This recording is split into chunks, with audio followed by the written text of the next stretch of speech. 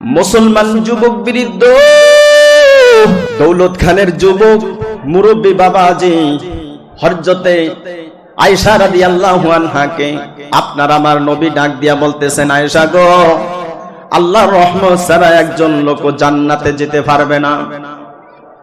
হযরতে আয়েশা সিদ্দিকা রাদিয়াল্লাহু আনহা বললেন, নবীজি আপনি কি আল্লাহর রহমত ছাড়া জান্নাতে যেতে পারবেন? আল্লাহর হাবিব বললেন, আইয়াতা গাম্মাদানি আল্লাহু তাআলা বিরহমাতিহি, যতক্ষণ পর্যন্ত আমার আল্লাহ আমাকে তার রহমতের ভিতরে নিমজ্জিত করে না নিবে, আমি মুহাম্মদ সাল্লাল্লাহু আলাইহি সাল্লাম ততক্ষণ পর্যন্ত আল্লাহর রহমত ছাড়া বেহেশতে যেতে পারবো না।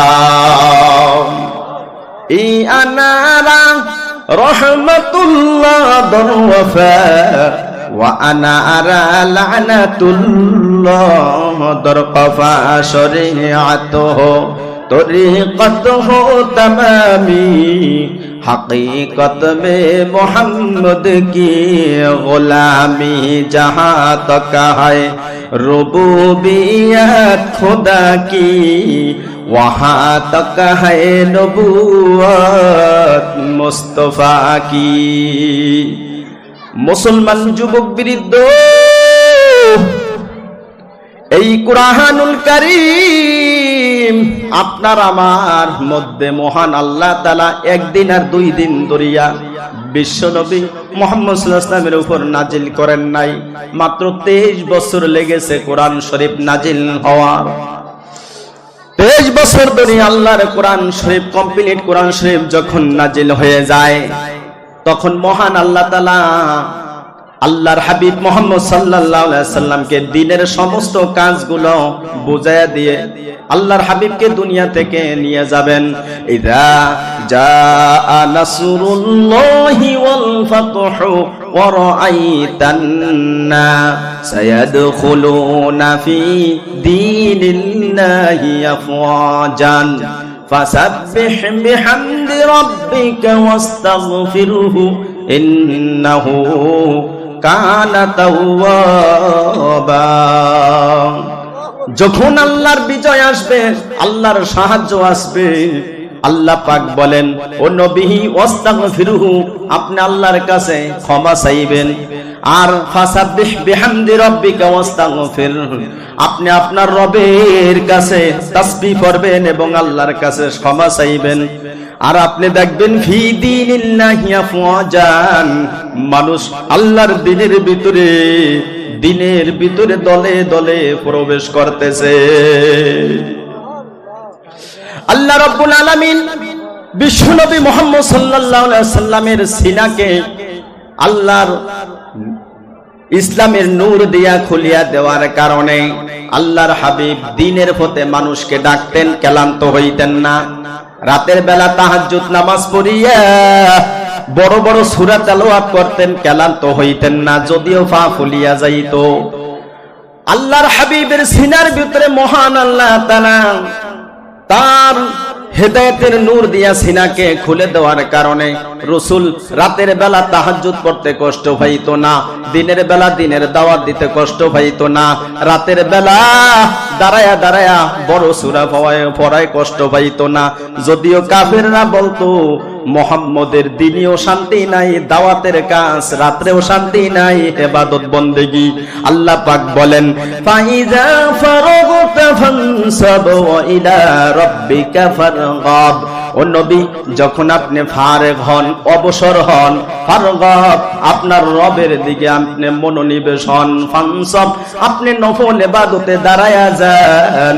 এই দুনিয়াতে যারা ফরজ ইবাদত করেন তাদের কাছে আমি আরেকটা পরামর্শ রাখলাম, ফরজ সুন্নত ইবাদতের পর নফল ইবাদত করবেন, আওয়াবিন নামাজ পড়বেন, চাঁদের নামাজ পড়বেন, সালাতুল হাজত নামাজ পড়বেন, ইশরাক নামাজ পড়বেন। এইভাবে আপনি যখন সালাতুত তাসবিহ নামাজ পড়বেন, মহান আল্লাহ তাআলা আপনাকে তার ইসলামের হেদায়েতের নূর দিয়া সিনাকে খুলিয়া দিবেন। ألم نشرح لك صدرك ووضعنا عنك وزرك الذي ينقض ظهرك ورفعنا لك ذكرك ফাইন্না মাআল উসরি ইউসরান ইন্না মাআল উসরি ইউসরা ফাইযা ফারাগতা ফানসাব ওয়া ইলা রাব্বিকা ফারগাব। আপনার রবের দিকে মনোনিবেশন। এই পৃথিবীতে যার সিনাকে মহান আল্লাহ হেদায়েতের নূর দিয়া খুলিয়া দিছে, তার জন্য জিকির করা সহজ, তার জন্য 5 ওয়াক্ত নামাজ পড়া সহজ, তার জন্য হজ করা সহজ, তার জন্য যাকাত দেওয়া সহজ, তার জন্য তাহাজ্জুদ নামাজ পড়া সহজ, তার জন্য সালাতুল হাজত নামাজ পড়া সহজ। এই দুনিয়াতে যেই ব্যক্তি সালাতুল হাজত নামাজ পড়বে, মহান আল্লাহ তাআলা তার প্রয়োজন কিভাবে পূরণ করবে সে চিন্তাও করতে পারবে না। যেই ব্যক্তি এই পৃথিবীর ভিতরে শাস্ত্রের নামাজ পড়বে 9টা থেকে শুরু করে 11টার ভিতরে, ওই ব্যক্তির কখনো মহান আল্লাহ তাআলা রিজিকে অভাব অনটন দিবে না।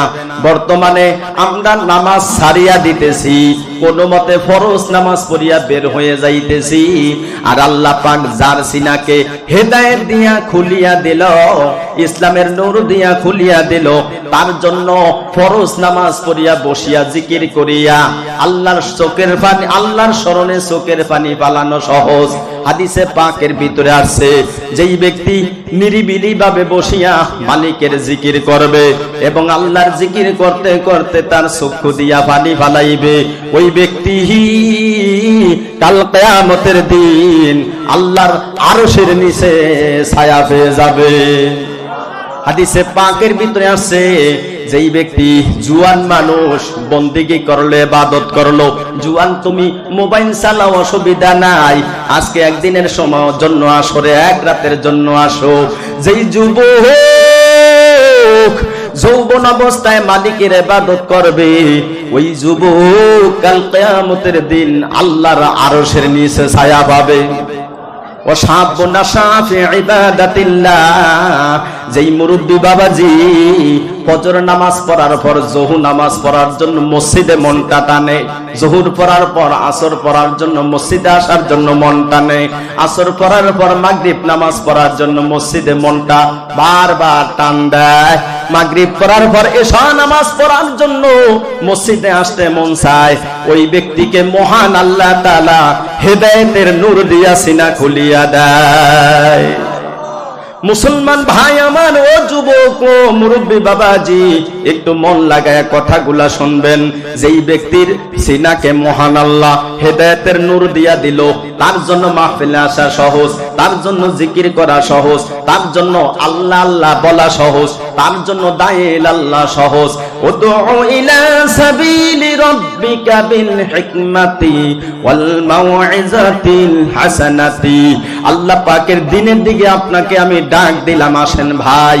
এই মজলিসে যারা আসবেন, 1 নম্বরে আপনার জীবনের গুনাহ মাফ হয়ে যাবে, 2 নম্বরে মহান আল্লাহ আপনাকে জাহান্নাম থেকে মুক্তি দিয়া দিবে, 3 নম্বরে মহান আল্লাহ আপনাকে জাহান্নাম থেকে মুক্তি দিয়া এবং আপনার জন্য জান্নাতের ফয়সালা করে দিবে।